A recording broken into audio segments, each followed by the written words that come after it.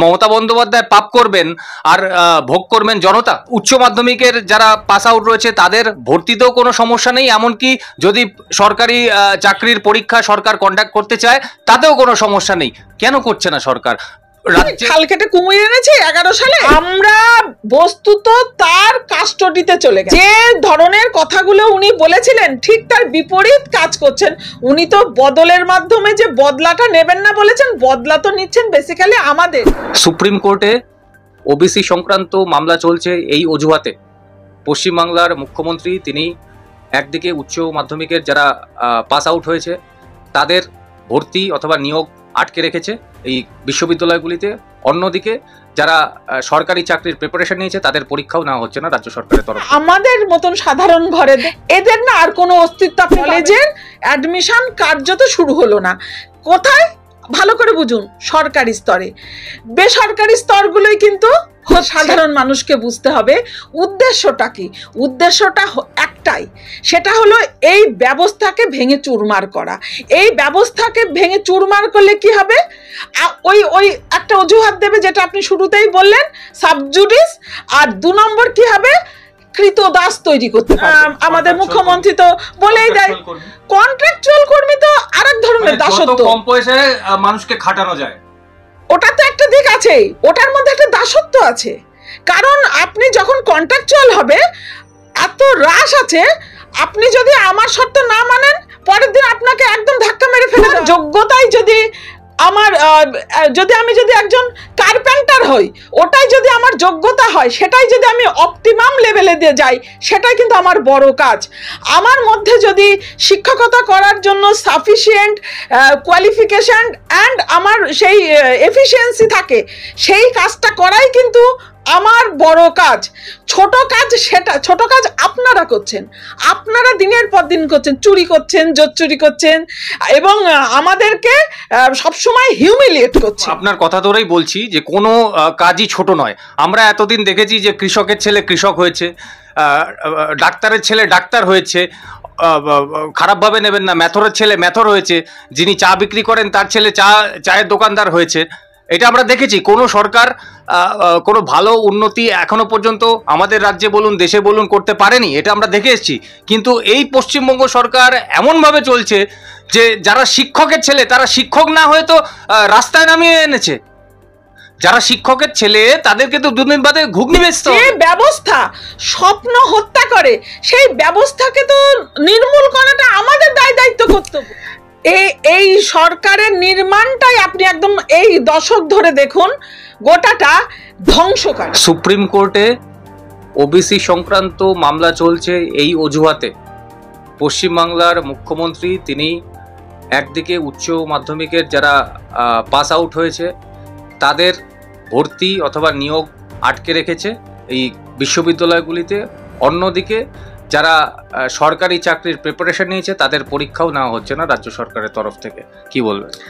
শুনুন, আপনারা বোধহয় দীর্ঘ ধারাবাহিকভাবে দেখে আসছেন অজস্র এই বর্তমান শাসনকালে অনিয়ম, বেনিয়ম এবং দুর্নীতি। আপনি একটা সেক্টর দেখান যেখানে এই দুর্নীতি বা অনিয়ম বেনিয়মের দ্বারা তা আক্রান্ত নয়, এবং সেটা শেষে যেতে হচ্ছে বাধ্য হয়ে কোর্টে, এবং কোর্টে গেলে সেটাকে এক কথায় মুখ্যমন্ত্রী বলে দিচ্ছেন সাবজুডিস। সাবজুডিস বলে দিয়ে বিষয়টাকে একদম জিয়ে রাখছে। কারণ আপনি যে প্রসঙ্গে বললেন ওবিসি মামলার, ধরুন তর্কের খাতিরে আমি ধরেই নিলাম সেটা একটা রায় বেরোলো, তার প্রেক্ষিতে বলা হলো যে 2010-এর পরে সেইগুলোকে আর মান্যতা দেওয়া হচ্ছে না। তারপর কি করণীয়? তারপরে কি করণীয় না, নিয়মিত যখন কোর্টের মানে যে কয়দিন ডেট হবে যাবে এবং সেগুলো আর্গুমেন্টের মাধ্যমে আলটিমেট সমাধান মুখ্যমন্ত্রীর তরফ থেকে বা রাজ্য সরকার। কারণ এখন মুখ্যমন্ত্রী আর রাজ্য সরকার বাদ দিয়ে তো আমরা রাজ্য সরকার ব্যাপারটা তো নেই বলতে গেলে, এখন তৃণমূল দল আর তৃণমূল সরকার সমর্থক, সেই জায়গা থেকে মুখ্যমন্ত্রী যবে মনে করবেন বা তার আধিকারিকরা যে অমুক ডেটে গিয়ে এটাকে সওয়াল করে নিষ্পত্তি করা দরকার হবে, কিন্তু সেটা তো হবে না। কারণ আমাদের সাধারণ মানুষকে বুঝতে হবে উদ্দেশ্যটা কি। উদ্দেশ্যটা একটাই, সেটা হলো এই ব্যবস্থাকে ভেঙে চুরমার করা। এই ব্যবস্থাকে ভেঙে চুরমার করলে কি হবে, ওই একটা অজুহাত দেবে যেটা আপনি শুরুতেই বললেন, সাবজুডিস। আর 2 নম্বর কি হবে, কৃতদাস তৈরি করতে পারবেন একদম। কারণ এইটা আপনি আপাতত কৃতদাস শব্দটাকে মনে হতে পারে যে কেমন একটা অসাংবিধানিক কথা, কিন্তু আপনি যদি ধারাবাহিকতা দেখেন তাহলে ওটাই হবে যে আপনি সব সময় তার কাছে গিয়ে দ্বারস্থ হবেন সমস্যা সমাধানের জন্য। আপনি তো মাথা তুলে নিজের স্বগরিমায় স্বমহিমায় দাঁড়াতে পারবেন না। বিকজ এই যে একটা বড় জেনারেশনকে বলা হচ্ছে যারা কিনা আজকে স্কুলে থেকে গিয়ে এখন বৃহত্তর সেক্টরে কলেজে লেখাপড়া করবে, কলেজের অ্যাডমিশন কার্যত শুরু হলো না।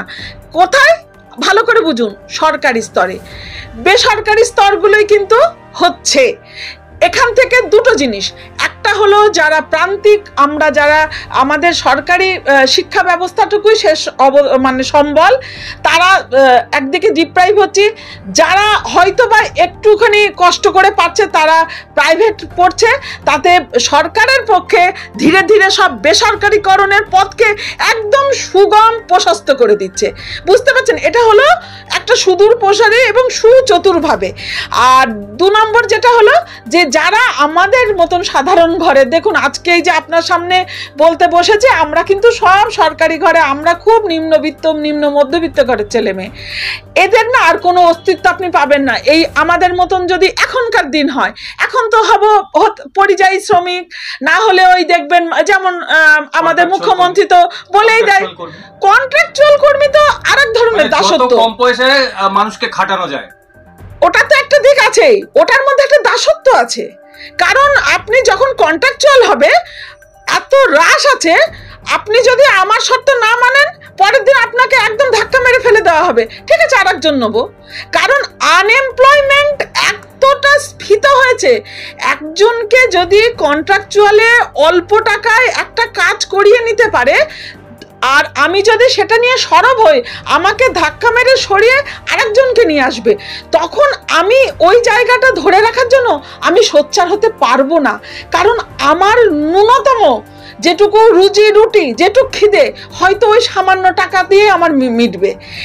এইরকম একটা ওইখানেই আমি বললাম কিভাবে দাসত্ব বা যাই বলি না কেন, সেইটা কিভাবে তৈরি করছে একদম সুকৌশলে। আবার চাকরির পরীক্ষার ক্ষেত্রে ঠিক একই রকম। দিদি একটু যোগ করে দিই, পঞ্চায়েত থেকে শুরু করে পৌরসভা থেকে শুরু করে সেখানকার কর্মী, আইসিডিএস কর্মী, আশা কর্মী, একেবারে খারাপ ভাষা চলে আসছে, কুকুরের মতো খাটানো হয়, অল্প পয়সায় তাদের পরিশ্রম করানো হয়। আপনারাই এগুলো নেন এবং পারেন, এবং আপনাদের কাছে প্রত্যাশা আমরা রাখি সাধারণ মানুষ। আপনি দেখবেন এক পার্শ্ব শিক্ষকদের ক টাকা করে দেওয়া হয়, আপনি দেখবেন একটা আশাকর্মীকে ক টাকা করে দেওয়া হয়। তারপরে এই যে গোড়া থেকে পঞ্চায়েত লেভেল বলুন বা কর্পোরেশন যেখানেই বলুন না কেন, বা সাফাই কর্মী বলুন, এভরিথিং সব জায়গায় চুক্তিভিত্তিক, এবং সেখানেও কিন্তু চলছে একটা ম্যাল প্র্যাকটিস। দেখুন অমিতবাবু, আপনারা খবর এগুলো আপনারাই করেন, দুর্নীতিটাকে কিভাবে এইভাবেও বাসা বাঁধিয়েছে। এই যে আপনি বলেন কন্ট্রাকচুয়াল চুক্তিভিত্তিক যখন কর্মী নেওয়া হচ্ছে, সেখানেও একটা কম্পিটিশন, সেখানেও দেখুন গিয়ে আপনারা খোঁজ নিয়ে কাট মানি, যেটা হলো ম্যানুপুলেশন চলছে। সেখানেও যদি আপনি নির্দিষ্ট অর্থ ওদেরকে দেন, এই যারা শাসক দলেরই মূলত তারা, কারণ তারাই তো মূলত রাজ করছে, তাহলে পরে আপনি সেই কাজটা পাবেন, তা নাহলে পাবেন না। আর যদি পান তাহলেও সেখান থেকে আপনাকে মাসোহারা দিতে হবে। এই ধরনের একটা প্যারালাল পরিকাঠামো তৈরি হচ্ছে। আবার আপনি একটা পঞ্চায়েতে বা মিউনিসিপ্যালিটিতে কাজ করতে যাবেন, সেখানেও গেলে পরে একজন আপনাকে এজেন্টের মারফত যেতে হবে, সেখানেও হয়তো আপনাকে কিছু অর্থ দিতে হবে। এবং আমরা সাধারণ মানুষ যারা, আমরাও কোথাও গিয়ে কিন্তু সেই চক্রে পড়ে যাচ্ছি। কিভাবে পড়ে যাচ্ছি দেখুন, যখন কিনা বলা হচ্ছে যে একটা সাধারণ কাজে যাচ্ছি, আমাকে হয়তো একটা লেট আস সে অ্যাজ পার এক্সাম্পল বলা হলো যে 100 টাকা দিন, আপনাকে এই কাজটা করে দেবো। আমরা তখন কি ভাবছি যে আমি তো এই প্রসেস ছাড়া যেতে পারবো না, আমরা তখন কিন্তু আপোষ করছি। হ্যাঁ, আপোষ করছি, অর্থাৎ আমরা কিন্তু পরোক্ষভাবে দুর্নীতিকে কিন্তু এন্ডোর্স করে ফেললাম। আমরা অনেক সময় নিজেদেরকে জানেন জাস্টিফাই করি এইভাবে, যদি এই প্রসঙ্গ আপনি আলাপচারিতায় ওঠে, অনেক সময় এটা দেখা গেছে সাধারণ আমাদের মধ্যে যে হ্যাঁ ঠিক আছে, ও তো কিছু করে খাচ্ছে, এই ধরনের উক্তিও দিয়ে নিজেদেরকে আমরা জাস্টিফাই অনেক সময় করে থাকি, কিন্তু সেটাও একটা আমরা অন্যায় মানে কাজ করে দিচ্ছি। কারণ দেখুন, যে মানুষটিকে আমি ভাবছি তার অর্থনৈতিক দুর্বলতা, তার দারিদ্রতা, সেই কারণে আমি ভাবছি ঠিক আছে সে কিছু এইভাবে কিছু রোজগার করছে, এটা কোনো রোজগারের তো পন্থা নয়, কিন্তু আমিও কিন্তু তার ওই দুর্নীতির বেনিয়মের একটা অংশী হয়ে যাচ্ছি। এই যে কেন রেলিভেন্ট এই আপনার প্রশ্নের পরিপ্রেক্ষিতে, এই যে ওবিসির ক্ষেত্রে, যে ক্ষেত্রে প্রচুর অজস্র যে বেনিয়ম অনিয়ম যা কিছু ধরা পড়েছে, আমি ডিটেলসে যাচ্ছি না, সময় লেগে যাবে, তাই সেখানেও দেখা গেছে কিন্তু ঠিকঠাক নিয়মাবলী মানা হয়নি, সেখানেও কিন্তু আপনি এই সমস্ত করতে যাবেন তো আপনার আপনি যদি যাই, নির্দিষ্ট মানুষ রয়েছে যারা কিনা বলছে ঠিক আছে আপনি অর্থ দিন, এত টাকা দিন, আমি আপনার এই কাজটি করে দেব। আমি কিন্তু বুঝে নিতে যাচ্ছি না ওই কাজটা কিভাবে সম্পন্ন হচ্ছে, আমি কিন্তু যাইনি, আমি দিচ্ছি, এবং আমরা ওইভাবে একটা শ্রেণী তৈরি হয়েছে যাদেরকে আমরা এজেন্ট হিসাবে দেখতে পাই, তারাও কিন্তু ওই দুর্নীতিবাজদের মধ্যে একটা অংশী, এবং সেটা পাই, এবং পরোক্ষভাবে কিন্তু আমি আপনিও অংশী হয়ে যাচ্ছি। এই রকম একটা না একটা পুরো একটা জাল বিছানোর মতন একটা প্রাতিষ্ঠানিকভাবে গড়ে উঠেছে দুর্নীতি। এই দুর্নীতিটা শুধুমাত্র নট অনলি শিক্ষাক্ষেত্র বা স্বাস্থ্যক্ষেত্রে, আপনি যে প্রসঙ্গে বললেন সেইখানে রেলিভেন্ট আসছে যে সমাজের ছোট্ট ছোট্ট জায়গাগুলোতে, যেগুলো আমরা অতটা না নিজেদেরকে ফোকাসলি ওগুলোকে আইডেন্টিফাই করার চেষ্টা করি না, কিন্তু আপনি যদি ভেবে দেখেন সকাল থেকে সন্ধ্যা আপনি যদি যে কোনো অফিসিয়াল কাজ করতে যান, সেখানে গিয়েও ওই কাটমানির রয়েছে। আমরা অভিযোগ করছি হ্যাঁ আজকাল কাটমানি না দিলেই তো হয় না, কোড আনকোড এই শব্দটা।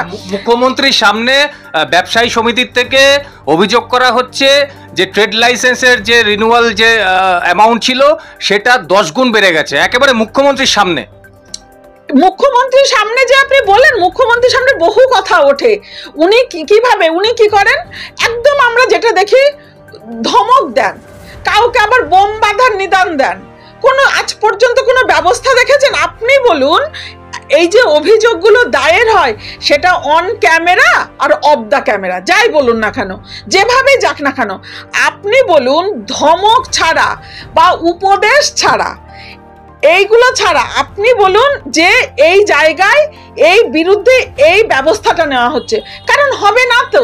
কোথাও গিয়ে প্রচ্ছন্নে একটা সাই আছে, সাই শব্দটা কেন বলছি, এই যে group D group C K না হলে পারে যারা চাকরি হারা হয়েছে ডিউ টু করাপশন, তাদেরকে আবার তাদেরকে সাপোর্ট দেওয়ার জন্য আমার আপনার ট্যাক্সের টাকায় ভাতা দেওয়ার ভাবনাটা আসে কি করে? তার মানে কোথাও গিয়ে প্রচ্ছন্নে আমি ব্যাপারটাকে অ্যালাউ করে যাচ্ছি।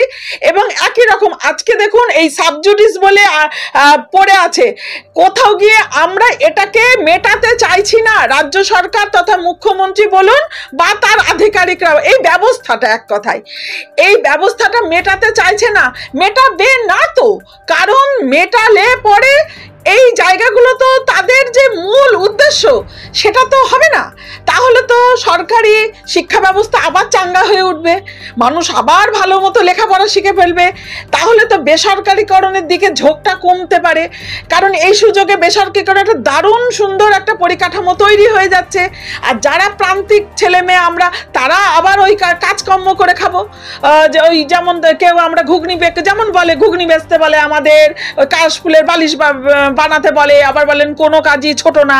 আমি জানি না তাদের বংশ পরম্পরায় তারা এই ধরনের কাজ করে কিনা, এটা আমাদের আত্মসম্মানে লাগে, সম্ভ্রমে বাঁধে, কারণ আমাদের প্রান্তিক ঘরের ছেলে মেয়ে আমাদের বাবা মারা লেখাপড়া করিয়েছেই যে তুমি তোমার যোগ্যতায় আরো বেটারমেন্টের দিকে যাও, কারণ এই যে একটা কথা বলে না, কোনো কাজই ছোট না, তাহলে বড় কাজ কি আছে? যদি আমি প্রশ্নটা কথা বলি, বড় কাজ এটাই, আমি আমার যোগ্যতার নিরিখে আমার যা কোয়ালিটি আছে সেইটাকে আমি অপটিমাম লেভেল দিয়ে আমি কাজ করব, সেটাই কিন্তু বড় কাজ।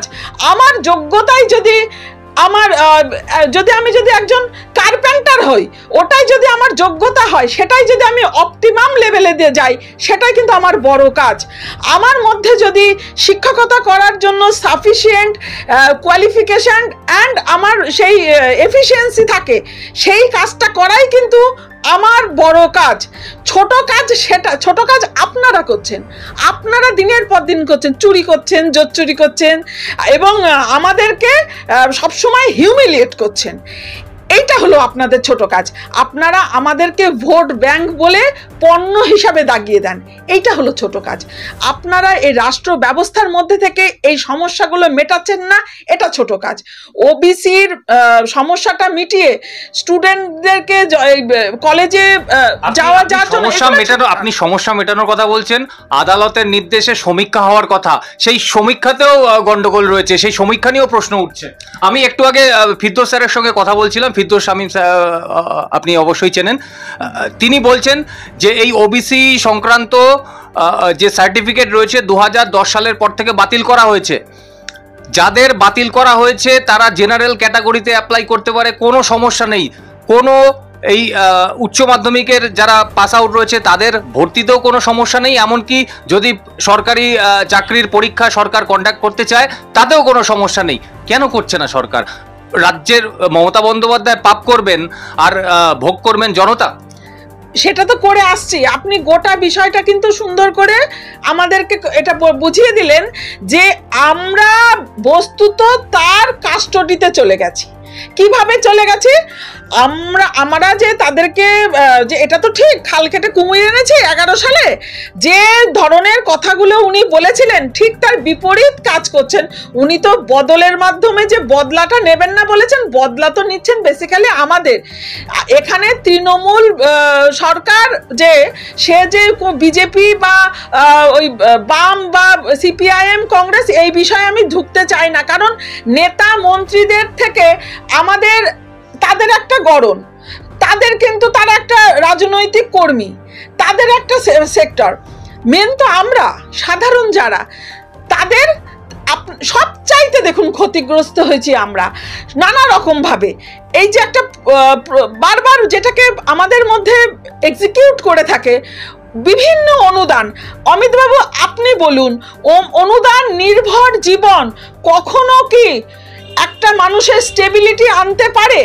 আমার একটা ছোট্ট উদাহরণ দিয়ে যদি আমি এভাবে ভাবি, আমার বাবা যদি প্রত্যেক দিন আমাকে মাসে হাত খরচ 10,000 টাকা দেয়, আর আমি নিজে রোজগার করে ধরুন তর্কের ক্ষেত্রে আমি 5,000 টাকা নিলাম আরেকজন, তাহলে যার বাবা 10,000 টাকা দিচ্ছে আর যে নিজের রোজগারে 5,000 রোজগার করছে নিজের শ্রম মেধা দিয়ে, কে স্টেবল?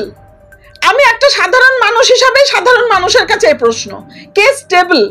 যে নিজের দক্ষতায় ক্ষমতায় 5,000 টাকা রোজগার করছে সে কিন্তু অনেক বেশি স্টেবল, বিকজ সে কিন্তু কারোর পরে ডিপেন্ডেন্ট নয়।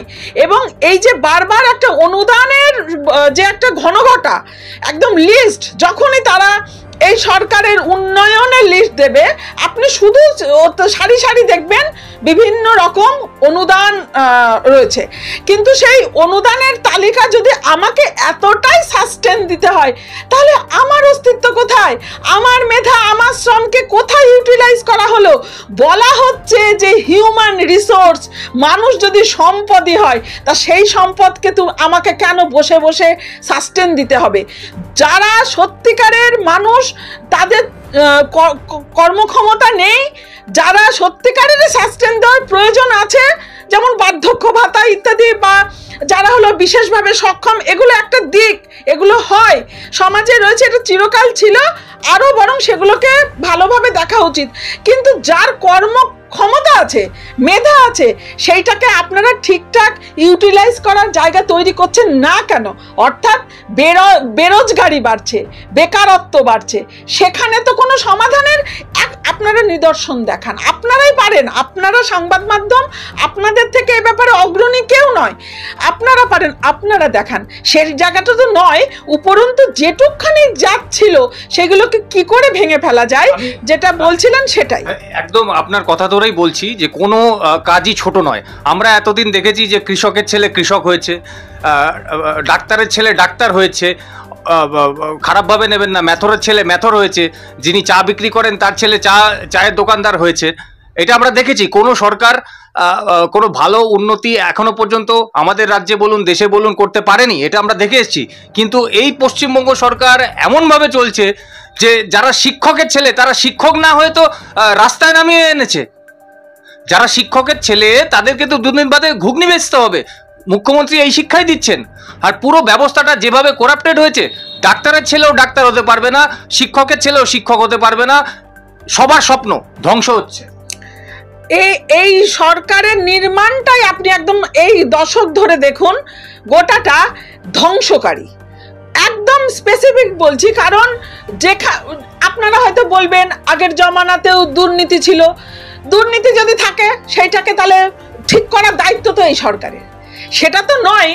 কোথায় দেখেছেন আজকে যারা সব শুদ্ধ মিলে রাস্তায়, কোন সেক্টর বলুন তো রাস্তায় নেই? আপনাকেই আমি বলছি, আপনারা সংবাদ মাধ্যম, আপনারা খবর দেখান, আপনি সমস্ত ধরনের সরকারি কর্মচারী, একদম কন্ট্রাকচুয়াল কর্মচারী, যারা কে রাস্তায় নেই দাবি দেওয়া নিয়ে। তারপরে যেটা আপনি বলতে চাইছেন যে এই যে আমাদের মধ্যে একটা নির্মাণ হয়েছে যে ও কৃষকের ছেলে কৃষক হবে, দাদা সে গল্প অনেকদিনই আমরা বন্ধ করে দেওয়ার মনোবৃত্তি তৈরি করেছে। এখন ভয় পাচ্ছে না, ভয় এইখানে একজন কৃষক তার ছেলেকে যদি ডাক্তার করার চিন্তা ভাবনা করে, সে তো উদাহরণ হিসেবে দেখতে পাচ্ছে সবকিছু আমাদের রাজ্যে। স্বপ্ন যারা নিধন করে তাদের স্বপ্নটাকেই ভাঙা হলো আমাদের দায় দায়িত্ব কর্তব্য। শুধুমাত্র এনাদের সমালোচনা জায়গায় মধ্যেই আমরা সাধারণ মানুষ, এই প্রশ্ন আমার নিজেরও সীমাবদ্ধ রয়েছি। তাহলে যে ব্যবস্থা স্বপ্ন হত্যা করে সেই ব্যবস্থাকে তো নির্মূল করাটা আমাদের দায় দায়িত্ব কর্তব্য, বিকজ তারা ইলেক্টেড, এটা বুঝতে হবে। তারা কিন্তু এরকমটা নয়, আমাদের যেমন যোগ্যতার প্রমাণ দিতে হয় তাদের কিন্তু তা নয়, তারা কমিট করে, আমাদের পারফর্ম করে বুঝতে হয় এই কাজটার জন্য আমি আদৌ এলিজেবল নাকি এলিজেবল নয়। তারা কিন্তু কমিট করে যে তারা এই এলিজিবিলিটি দেখাবে। তারা যখন দেখা যাচ্ছে কমিট করে আমাদের সাথে বেইমানি বা বিশ্বাসঘাতকতা করছে, সেটাকে সরানোর দায় দায়িত্ব কর্তব্য আমাদের। অতএব এই ব্যবস্থাকে নির্মূল করাটাই আমাদের সাধারণ জনগণের একটা দায় দায়িত্ব কর্তব্য হয়ে দাঁড়িয়েছে বর্তমান প্রেক্ষাপটে। কারণ আমরা দেখতে পাচ্ছি স্বপ্ন হত্যাকারী, মানুষের জীবন জীবিকাকে একদম ডিস্ট্রয় করে দেওয়া পক্ষপাতে, আর সবচাইতে যেটা ভয়ঙ্কর, দুর্বৃত্ত রাজ, দুর্নীতি রাজ, দুষ্কৃতি রাজ কায়েম করা। আপনি এই যে এই দুষ্কৃতীদের জন্য না আপনি বলতে পারবেন না, তাহলে ওই সবাই ওই যে একসময় কথা হচ্ছে দেখছেন না, ওই আর্জিকর করে দেবো, অভয়া বা মাস্টারদের মতন এরকম রাস্তায় ফেলে দেবে, এরকম। দেখুন, সময় কিছু কিছু কথা বলে। আজকে আমাদেরকে যে জায়গায় বর্তমান সিস্টেম এসে দাঁড়িয়ে ফেলেছে, এখান থেকে না হয় সারভাইভ করতে হবে, নাই মরতে হবে। কথাটা খুব হয়তো রূঢ় লাগবে, কিন্তু এটা বাস্তব। সেই ঝুঁকি নিতে হবে, জীবন প্রত্যেক দিনই ঝুঁকিপূর্ণ। কিন্তু এরা যেভাবে করছে, এরা কিন্তু আলটিমেট, আমরা যদি পেছোই ভয়ে ভয়ে, একটা সময় কেউ বাঁচবো না। কারণ যখন দুর্বৃত্তদের হাতে ব্যবস্থাটা মনিটরিংয়ে চলে যায়, আমরা বুঝতে পারছি, কিন্তু যারা সোচ্চার হচ্ছি তাদেরকে মিথ্যে মামলা দিচ্ছে, আমাদের মতন, আমার তো আছে, যাই হোক। এছাড়া আরো এরকম অসংখ্য, এখানে ব্যক্তি বিষয় নয় তো, কিছু মানুষকে কিন্তু এগিয়ে আসতেই হবে, এটা সময়ের দাবি। আজকে 1947 সালটা তো একদিনে আসেনি, একটা বহু বছরের রিপ্রেশন, বহু মানুষের রক্ত আত্মত্যাগের মধ্য দিয়ে এসেছে। এই ধারাবাহিকতা, এই লড়াই আন্দোলন কিন্তু অনেক দিনের রয়েছে। একেবারে জাতীয় কংগ্রেস প্রতিষ্ঠা, নরমপন্থী আন্দোলন, চরমপন্থী বৈপ্লবিক আন্দোলন, এর একটা ধারাবাহিকতা আছে। তার মানে কি, এটা একটা চলমান লড়াই।